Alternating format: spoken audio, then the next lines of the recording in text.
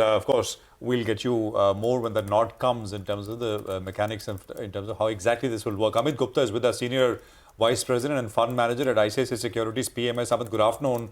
Good to have you with us here. So housing, yes, off the block seems to be the big focus area, at least the a large one that we're picking up. What do you make of it? And from a beneficiary point of view, from a listed universe point of view, is it housing finance companies? Where do you see maximum gains come through? So I think, first of all, along with this particular scheme, the going forward, the interest rates also, the trajectory is going to be down. So whenever it happens that interest rates are going to be cut, the NBFCs generally they gain a better ground than the banks. That is what we have seen, because their cost of borrowing actually comes down, and that has an immediate impact actually on the profitability. So I think the housing segment is definitely doing good. Yes, the premium segment was doing much better. As you mentioned about this affordable housing, I think some of the players in the market who are into the finance actually of affordability, I think they may be the one of the beneficiary. Possibly LIC Housing Finance, is one stock. I think which can gather steam actually going forward. We don't have any direct beneficiary in our portfolio right now, but definitely going forward, we may have some kind of rebalancing in the portfolio where we can trim down some of the positions in the banks and move into this NBFC category. Okay, all right. Hi, Amit. Good afternoon and good to hear your thoughts. Yeah, that's right. For NBFCs, few things will work. The cost of funding will come down. You have this housing push that's there. You also have an IPO that's around the corner with Bajaj Finance's housing subsidiary getting listed. So there could be an argument that valuations as well could move up a little bit. So we'll have to see how that pans out. But we've taken your note on housing finance companies. Let's talk about a couple of other themes. And the stock of the last week has been Amara Raja. Some kind of political fundamental rub-off out there. On a forward basis, the stock now trades around 20 to 24 times its earnings. How do you approach this name after the big rally? I believe you're still positive. So I think it's the canvas is huge going forward, because the way the whole industry is shifting towards the electric vehicles, you will see going forward more OEM players coming in and giving orders actually to these companies. So for example, what we saw in the case of Exide, Hyundai and Kia actually they empaneled actually with Exide Industries. The same thing can happen with Amara Raja also going forward. It has been a good replacement market player, but it is also moving into the two-wheeler segment. And that is what actually they have targeted. So India, the two-wheeler space has started performing of late, which was not performing. I think that is also one of the trigger. And the overall battery market, actually, if you see, it is around $7 billion. And it may be more than double in the coming 7-8 years. And this is where a good CAGR, I think 17-18% of growth is possible in this segment going forward. So I think that is where the stocks like Amara Raja, which was not performing for a long period, so they are coming out, and this is the color of the market. So a market will look into those stocks now after this election scenario getting over, which have not participated much before, but they are coming out. So long-term breakouts where earnings, reversal is going to happen, good order book position going forward. I think those stocks one should have in the portfolio. So we have taken our positions in Amara Raja Batteries now. Okay, so Amara Raja would be a stock in focus.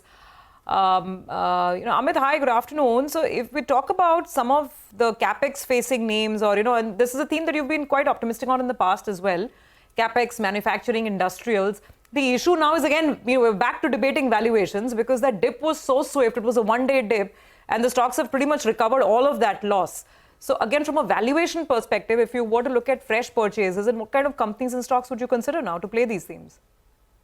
So I think in the infra space, I think power is definitely one segment which has become a very secular story, because the kind of demand continuously we are looking at. I mean, see the data centers where continuously the power demand is picking up now. We have seen that the manufacturing and then the villages connectivity. So all this has led to the peak power demand actually going beyond 250 gigawatt now.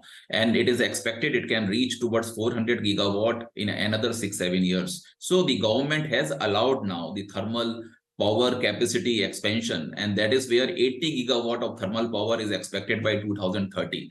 I think it's a big kick for those companies like BHEL, for example. So BHEL recently one correction is getting over. And if you see, NTPC also is coming out with a 10 gigawatt of thermal power plant. It's an EPC player, BHEL, for thermal power plant. And they will get benefit out of this. 78,000 crore of order book fresh they got in last financial year. And their order book position, I think, is going to be 1.9 lakh crores now in financial year 25 ending. If you see Adani Power also, the two power plants they gave recently of almost around 7,800 crores. So I think the things are coming better for the company. And not only this, they have diversified the order book. I think this is particularly what we like, because thermal power is picking up, that we understand. But they have also empaneled with, in consortium, they have gone with the Titagarh wagon. And that is where Vande Bharat trains, Namo Bharat trains going forward. So this is where they have entered. And I think 15,000 crores, they took out actually from that consortium in the first leg. Along with this, they have also moved into the defense space. So they have come out with a special type of guns actually for naval. And they will come out with some more, air guns or possibly tanks or propulsion systems going forward. This will be a next add-on to their order book. So this is where I think the stock, which has already corrected, recovered, I think it will add on further with this, order book conversion into the revenue now going forward. So good space to be in. This is what I feel, rather than getting perturbed that what can happen to the PSU stocks now. I think it looks better, it can gain, and this is where it is part of our top 10 holdings. Okay, part of your top 10 holdings, got that.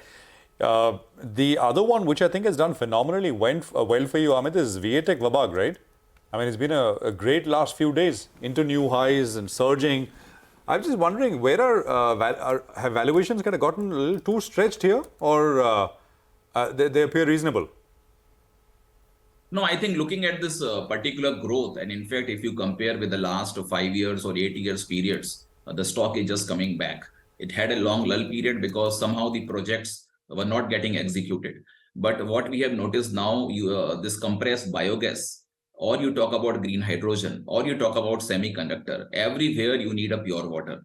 So this is where the company is moving in now. And I think this project execution is going to be very fast, because even if the government is talking about Nal Se Jal, so you need more municipal parties, this particular part, they will attract more clean water solutions. And this is where VATech Vabag is ready. They have a more inclination towards the municipal things, and then to the industrial. So industrial is just picking up. And this is where I think it is in a good set space right now. Bangalore, we have already seen in last few months, there was a scarcity of water in Bangalore. I think that is where the things have to pick up pace now. And this is where I think this company is ready to take this order book position. It is a leading player in this segment. And I think now the canvas is ready for it to perform. Okay, so those are some of the themes perhaps in the water space. This Nal Se Jal, Har Ghar Jal scheme perhaps also likely to get more continuity. So as we wrap it up, I mean, still all about government policy and stocks that you can look out for. I mean, in the last week, some of these Andhra-based companies did really well. And, Nigel's been telling us, obviously, I guess cement companies, especially in the south region, there's a lot of focus on them for very obvious reasons with the, expectations around Amravati. Would you look at these themes or any other, politics-related themes? It might not be a lifelong portfolio idea, but maybe in the short term where you'd expect that particular stock to do well. Any names? So cement we don't have in the portfolio currently, because what we didn't like that in the cement, the prices actually were not picking up. And that is where the EBITDA per ton was not able to recover. They are doing the capacity expansion like anything.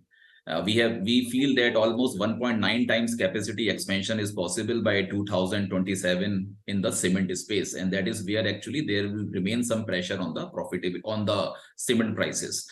So, but if you look at beyond, as you talked about some political front, I think there may be some initiative towards the rural area. There may be some initiative towards the consumer segment also, which was not performing before.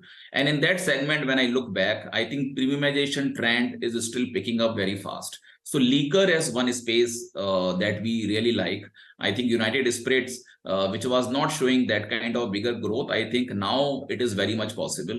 If you look at on the raw material side, ENA, which is extra neutral alcohol, those higher prices were creating some problems on the margins. But now because of their product mix, because they are completely into the premium segment, and that is where I think they are going to compensate that kind of impact. Another thing, because previously we saw that alcohol was getting banned in certain states, but if you see what happened in Uttar Pradesh, we saw that their excise duty jumped from 17,000 crore to almost 50,000 crore because they worked on the architecture of this wholesale and the retail dealers over there. I think this is something the other states also are going to follow, which will benefit both the state governments as well as this particular company. So there in UP, we saw that a single wholesale dealer was converted actually into the 100 wholesale dealers and then 500 retail distributors. And this is where the government earnings also improved. And this is where I think this company roadblock also will go. And I think this is where they can gain further and very fast. If you see the profitability going forward, because this is the leader, Diageo United Spirit is a leader in India.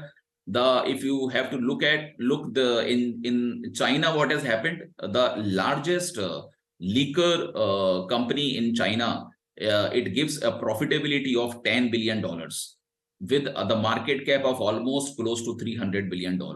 So I think it's a big spectrum. Every year in India, almost 1 crore new people are coming for drinking. So you can take it as a sin stock, but yes, this is a trend which is picking up in the consumer space. So it's a big space, consumer, but this is one particular segment actually, I think, where growth is there. Amit, I think, companies like United Spirits, definitely, you're talking about $10 billion of profit in China. They give a lot of profits here as well, but I guess also to the government, because taxation is a massive lever, right, on all of these liquor companies, and all the states want their own share. But take your point. Thank you very much. That's an interesting idea, actually. I mean, perhaps look at liquor consumption as well. If there is stimulation of the rural economy, we will remember that, keep that on board. You have a good day. Thank you very much for joining in. We'd have to take a quick break on that note. Come back on the other side. As always, the latest buzz from dealing rooms. We'll have Nimesh with D Street Chatter, and then some final trading calls with Mitesh.